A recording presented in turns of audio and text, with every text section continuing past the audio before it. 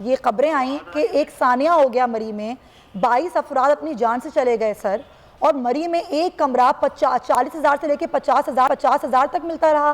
ये किस तरह की बेहिसी है? नहीं, मैं इनसे बिल्कुल इस बात पे इत्तेफाक नहीं करता, क्योंकि इनके साथ अगर कुछ गलत रवैया किया गया तो पांचों उंगलियां बराबर नहीं होती। कोई एक जो है किसी की गलती जो है वो पूरे कम्युनिटी को आप कसूरवार नहीं ठहरा सकते हैं। लेकिन ऐसा हुआ तो है। मरी जो है वो 80% होटल्स जो हैं वो सालाना ठेके के ऊपर चले जाते हैं। अच्छा। और उन 80% में ऑल अराउंड पाकिस्तान, पंजाब से खैबर पख्तूनख्वा से हल्के कराची तक लोग वहाँ का ठेका करते हैं सालाना।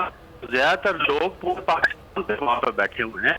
मरी बेसिकली जो है वो 15 यूनियन काउंसिल्स के ऊपर मुश्तमिल एक तहसील है, और इसकी 14 यूनियन काउंसिल्स में मरी की कम्युनिटी जो लोकल है वो रहती है।